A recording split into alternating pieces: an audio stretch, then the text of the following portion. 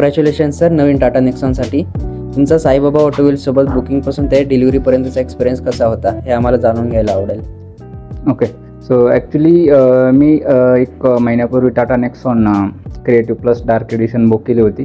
तर मला जो रेफरन्स दिला होता साईबाबा ऑटोमोबाईलचा, तर आमच्या सोसायटीतले एक आमचे मेंबर होते, तर त्यांनी साईबाबाचा रेफरन्स दिला होता टाटा बुकिंग कार बुकिंगसाठी.